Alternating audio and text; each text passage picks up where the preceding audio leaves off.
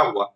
Vine a presentar un vídeo que hicimos, un vídeo documental precisamente de la gestión del agua en esta isla centrada en el caso de los manantiales, ¿no? En primer lugar, antes de seguir, pues desearles los buenos días. Aquí son buenas noches, ahí son buenos días. De verdad que es un enorme placer verles de nuevo, algunas personas ya conocidas, ¿no? De Julio, y por supuesto acepté de forma muy gustosa participar en este taller, ¿no? Yo voy a hacer una aportación muy modesta, ¿no? Entre otras cosas porque, claro, si comparamos un país como Ecuador, aunque sea pequeñito, con una isla de las que les voy a hablar yo, que también es muy, muy, muy pequeña, pues bueno, la aportación pues puede parecer un poquito modesta, ¿no? Pero digamos que puede ser un caso interesante, sobre todo para comparar con otros territorios, porque en mi isla, porque de aquí soy, el agua subterránea, como veremos a continuación, es absolutamente fundamental. Y eso ya es una diferencia clara y clave con respecto a los territorios continentales, ¿no? Entonces, vamos a la presentación, ahí iré pasando las diapositivas. Bueno, como acabo de decir y se ve aquí, bueno, el objetivo básicamente es hacer una presentación muy breve, ¿no? Sobre la extracción, el uso y la gestión del agua subterránea en la isla de La Palma.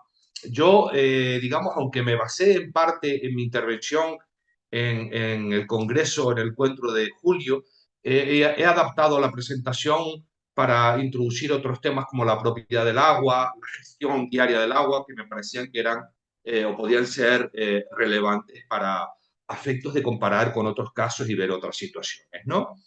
Entonces, bueno, empezamos por la localización del caso de estudio. Y si vemos la foto grande de África y parte de Europa de la izquierda, vemos que las Islas Canarias están en ese pequeño recuadro a la izquierda y o forman ese archipiélago que veis en el centro, y la isla de La Palma es la del recuadrito rojo, que es a su vez la imagen justo de la derecha, ¿no? Por darles algunos datos de la isla de La Palma, que es esa que veis ahí, tiene forma de corazón, se llama la Isla Verde. Hay una forma de llamar a la isla, es la Isla Verde. Se sitúa al noroeste del archipiélago canario, está en el extremo noroeste. Es una isla que tiene 708 kilómetros cuadrados, con lo cual entra dentro de esa categoría, digamos, internacional, que son las pequeñas islas volcánicas, aunque en el contexto de Canarias puede ser una isla de tamaño medio, si no es la más pequeña, ¿no? Pero hay un dato muy significativo y que es muy relevante para entender la gestión del agua, el uso y el aprovechamiento del agua subterránea en la isla, ¿no? Y es que esa pequeña isla que tiene de extremo a extremo en su parte más ancha unos 26 kilómetros y de largo tiene como unos 50 y pico, no llega creo que a 60 kilómetros. Bueno, pues en esa pequeña isla, en el Océano Atlántico, se alcanza los 2.426 metros. De hecho, está considerada, si no la más alta del mundo en proporción a su tamaño, pues de las primeras, sin duda alguna, ¿no? Una isla que más o menos tiene una pluviometría media elevada. Es verdad que la media no llega a 700 milímetros, pero claro, es la media de toda la isla. Y hay partes en la isla, sobre todo el sur, como se ve ahí, donde no hay prácticamente verde, que es muy seca, ¿no? Con lo cual, bueno, pues la media obviamente sale a ese nivel, aunque hay zonas en las que está sobre 1.000, ¿no? Sobre 1.000 milímetros, ¿no? La población es de 85.000 habitantes, repartidos en 14 municipalidades, y la principal actividad económica sigue siendo la agricultura, centrada en el banano, aquí decimos plátano, aunque hay una discusión, digamos, entre los economistas que si la renta es mayor del turismo que de la agricultura, aunque se emplea más gente en la agricultura, bueno, al fin y al cabo eso tampoco nos interesa mucho, pero sí que es importante destacar que es una isla que es básicamente agrícola, ¿no? En cuanto al tema del agua, específicamente la cuestión del agua, unos datos importantes como los que pongo aquí, ¿no? Es decir, prácticamente la totalidad del agua que se usa en la isla, que es lo que ocurre también en otras islas volcánicas, es de origen subterráneo. Estamos hablando del 93% es agua de origen subterráneo, ¿no? Digamos que las aguas de carácter superficial son las que proceden de las escorrentías, de las lluvias. Justo ahora, estos días, y justo hoy, hasta hace un rato, estaba lloviendo de forma bastante intensa. Varias borrascas que han venido además encadenadas. y se ha producido lo que la gente llama aquí, con el lenguaje local, correr los barrancos. Los barrancos llevan agua y parecen ríos, ¿no?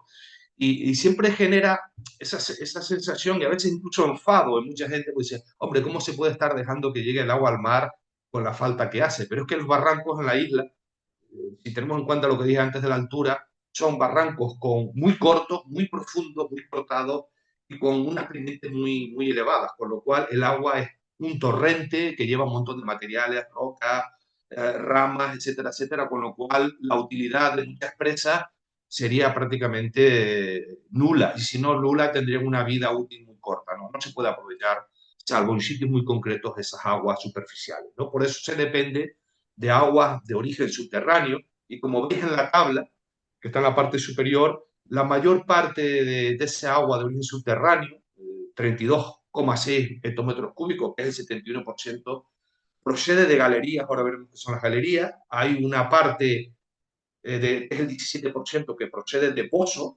Tengan en cuenta que los pozos, que en las Islas Canarias, a diferencia de los pozos en los territorios continentales, son pozos muy profundos. Es decir, hoy comentaba algo en la jornada sobre el agua, que ellos tienen pozos de 50 a 60 metros de profundidad, traen agua, ¿no? Aquí hay pozos de 400, 500 metros de profundidad.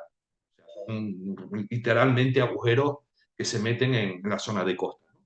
Y después hay pues un buen número de manantiales, es decir, de fuentes, manantiales, que la isla, al ser una isla lluviosa, siempre han sido históricamente importantes, aunque se ha reducido su número, como veremos, ¿no?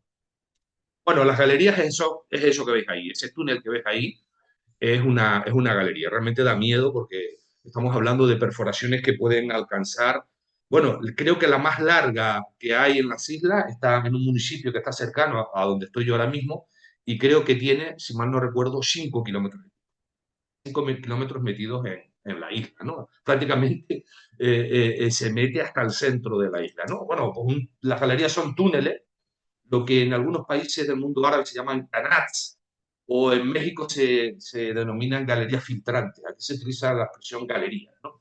Y bueno, digamos que el crecimiento de este tipo de obras para extraer agua subterránea se produce, aunque se conocen desde el siglo XIX, realmente en la isla de La Palma crecen a partir de los años 50, ¿no? Un pequeño túnel, ahí veis los datos, no los voy a leer, y con una ligera pendiente, 0,5 más o menos, y el objetivo es llegar así, hasta donde se ve el fondo del agujero, a la zona saturada de la galería. Bien, bien, como se ve en esta diapositiva, voy a intentar ir rápido para no gastar mucho tiempo después. Sí, perdón, ay, se ha metido algo, una conversación. Decía que, bueno, que como comentaba ahora mismo, digamos, la expansión de la extracción de agua subterránea se produce sobre todo a partir de los años 50. Se ve aquí un incremento enorme de la cantidad de agua. Es verdad que las galerías llevan mucho tiempo para acabarlas, pueden llevar hasta incluso 10 años. Pensamos en principios del siglo XX con la maquinaria que había, que era todo prácticamente manual. Entonces, perforar una galería era muy costoso en todo, en recursos humanos, en dinero, y muchas además no daban agua, no llegaban realmente a la zona saturada, ¿no? Con lo cual, bueno, pues vemos aquí un incremento importante, aquí a partir de los años 50, y eso obviamente se corresponde después con un incremento de la superficie de riego, como veis, de los años 50 a los 80 bastante considerable. El año 37 corresponde, que son apenas 700 hectáreas, a la época en la que, digamos, el agua provenía de nacientes, como decimos aquí en La Palma, que son básicamente manantiales. A esos momentos procedía de manantiales, ¿no? Y bueno, pues eso que produjo, ese incremento del agua subterránea que produjo, pues la expansión del cultivo platanero, ¿no? Del banano, ¿no? Como dicen en Ecuador, ¿no? La foto de arriba corresponde a una zona en la que había agua de manantiales, con lo cual muchas de esas fincas que veis ahí, muchas de esas parcelas, muchas de esas explotaciones, pues pueden tener incluso más de un siglo, en muchos casos, ¿no? Sin embargo, la que se ve en la zona en la parte de abajo de la fotografía, corresponde a una zona, perdón, que tuvo expansión del cultivo en los años, a partir de los años 60, 70, que es cuando se extrajo agua de galería. Aquí veis cómo se incrementa la superficie dedicada al plátano. De hecho, sin duda alguna, el factor que impulsa, que estimula o que incentiva la obtención de agua subterránea, sin duda alguna, es el plátano que, al igual que en Ecuador, es un cultivo de exportación que tiene unas elevadas necesidades de agua y que los manantiales no ofrecían esa agua, por lo cual la solución era evidentemente ir a perforar el subsuelo para obtener esa agua. Algunos problemas de las galerías. Me parece un tema más o menos relevante, ¿no? Las galerías tienen una ventaja con respecto, por ejemplo, a los pozos, que ustedes lo conocen más. Y es que las galerías, digamos, son desde un punto de vista energético muy eficientes. Realmente no hay que hacer nada para sacar el agua. Si se tiene la fortuna de llegar a la zona saturada del subsuelo, a la zona en la que hay agua, donde está el acuífero, esa agua sale por gravedad. Además, como estamos hablando de una isla volcánica que tiene mucha pendiente, mucha altitud, el agua que se obtiene de galerías es de una pureza enorme. Es decir, los estudios que hay hidroquímicos nos indican que es agua muy pura, se puede beber, de hecho, se puede beber agua mineral pura que no está encima de donde están las galerías, no hay explotaciones agrarias, no hay núcleos poblacionales, etcétera, etcétera, ¿no? Eso es una diferencia, por ejemplo, con los pozos. Los pozos sí que están a nivel del mar y tienen contaminación tanto de nitratos como contaminación de origen urbano, por así decirlo. Pero no es el caso de las galerías que, como pone ahí la diapositiva, son de excelente calidad. ¿Cuáles son los problemas que pueden tener estas explotaciones? Hombre, uno que ha sido, digamos, un problema histórico y en cierto modo grave, sobre todo visto desde la perspectiva actual, hay más sensibilidad, es que las galerías realmente cuando llovía perdían agua, porque las galerías, el agua de las galerías sale continuamente, con lo cual en los momentos de baja demanda, porque esa demanda era cubierta por lluvias, pues muchas de esas galerías perdían el agua, ¿no? Por otro lado, en el caso de las Islas Canarias, la extracción de agua subterránea mediante galerías tuvo pocos controles. Es decir, realmente el interés era en obtener agua para desarrollar la economía, porque eso además generaba beneficios a nivel nacional. Y realmente no hay demasiadas limitaciones ni controles, con lo cual, de alguna manera, yo creo que entienden todos los que nos oyen el concepto, se aplicaba lo que se llama la regla de la captura. O sea, la legislación que había en el momento decía, es un poco más complejo que lo que voy a decir, pero para entendernos decía algo así como que el que obtiene el agua es de su propiedad. Con lo cual, bueno, pues eso de alguna manera incentivó una especie de carrera por obtener agua. Los puntitos rojos que veis ahí en ese mapa, todos esos puntitos rojos son galerías de agua. Y si os fijáis, se concentran además en zonas determinadas que coinciden, no por casualidad, con zonas en las que había manantiales, ¿no? Otro problema de que tiene la galería es que su productividad, no puse una gráfica de eso, pero la productividad de las galerías, es decir, el agua que proporcionan por kilómetro, ha ido bajando. Ahí interviene pues, el cambio climático, ahí interviene que las galerías requieren seguir perforando. La gente local utiliza el término reperforar para seguir obteniendo agua, etcétera, etcétera, ¿no? Por otro lado, que es un tema que a nosotros nos interesaba mucho en nuestra investigación, de hecho, casi el núcleo de la investigación, es que esas galerías, viendo dónde están, pues se ve claramente que afectaron a los nacientes, es decir, a las fuentes naturales de agua, ¿no? Aquí veis, por ejemplo, los nacientes que había en el año 72 con agua, son los nacientes con agua, ¿no? Había 150, en el siglo XIX había 200, es un dato que no pude incorporar, no me dio tiempo, y en el año 2019 hay 53. Y la gráfica de la derecha se ve claramente cómo a lo largo del siglo el agua que proporcionan esas fuentes naturales se ha ido reduciendo, pasando de unos 23, 24 hectómetros cúbicos a 5, 6, 7, depende de los años, ¿no? ¿Qué medidas se están aplicando para hacer frente a estos problemas que hemos comentado? Reducción del agua que ofrece la galería y otro tipo de problemas, ¿no? Como por ejemplo en los últimos años, salvo este año que ha llovido muchísimo, de hecho lleva semanas casi sin parar, la verdad que aquí hemos pasado unos 5 o 6 años de una fuerte sequía, ¿no? Entonces, bueno, una de las medidas, mejorar la capacidad de almacenamiento. La isla, la verdad que ha avanzado muchísimo, muchísimo en este ámbito y hay una red de balsas públicas bastante grande, ¿no? Otra de las cuestiones de las que se incide bastante es mejorar la eficiencia de conducción. Hay muchos canales, sobre todo con los que son privados, pero ahí no se puede intervenir, que pierden muchísima agua. Incluso también hay canales públicos, ahí veremos ahora unas fotos que pierden agua, pero se están reparando, ¿no? Otra medida, obviamente conocida por todos, es promover un riego más eficiente, ¿no? Aunque aquí, digamos, por una cuestión cultural, digamos que no se pasa de la aspersión al goteo. O sea, al goteo, digamos que la gente sigue queriendo ver como que el agua cae, ¿no? Como si fuese la lluvia, que es la aspersión, ¿no? Hay otra medida que tiene bastante polémica, que es reactivar pozos. Muchos pozos en la isla fueron abandonados, la maquinaria quedó obsoleta, hay pozos que tienen problemas de intrusión marina, bueno, pues muchos quedaron abandonados y ahora se están reactivando y se está invirtiendo dinero para reactivarlos. Hay gente que, expertos y demás, que son muy críticos con eso, porque se supone que es un agua cara, es un agua de baja calidad, no tiene nada que ver, por ejemplo, con la calidad de las galerías, ¿no? Por ejemplo, también a otra medida que este fue el objeto de la presentación que hicimos en julio pasado, son los cierres hidráulicos, que ahora veremos que es una especie de tranque o de cierre que se pone en la galería para retener el agua en el acuífero. Hay una medida que sin duda alguna es la más polémica de todas y que está ahí ahora mismo sobre de la mesa, que es la de la instalación de al menos una planta desalinizadora de agua de mar. No quiero meterme mucho en eso, pero simplemente decirles que hace 10 años alguien en esta isla, que se supone que es una de las más ricas en agua del archipiélago, habla de desalinización y que llaman de loco directamente, ¿no? Bueno, estos son los cierres hidráulicos. Este es el túnel de la galería, aquí se ve también, y veis que hay una compuerta, un muro muy grueso para retener para el agua, la presión del agua, ¿no? Esta es un poco más antigua y como veis tiene pérdidas de agua, por lo cual significa que no es muy eficiente, ¿no? Estas son algunas de las balsas que hay en la isla. Este es uno de los canales públicos que recorren la isla de arriba abajo y como veis tiene pérdidas en muchos sitios. Esto es simplemente una foto donde se indica que está pérdidas, ¿no? Esto es el riego por absorción de la plataforma, ¿no? Ya no me queda mucho, voy acabando, ¿no? Es decir, si nosotros miramos todas esas medidas en conjunto, ¿qué conclusión sacamos? Todas esas medidas de política de agua.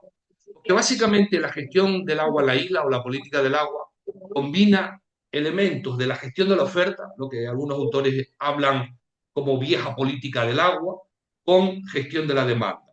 Es verdad, siendo justos y repasando las medidas anteriores, no podemos decir otra cosa, sino esta que acabo de plantear, de que se combinan medidas centradas en la oferta y medidas centradas en la demanda.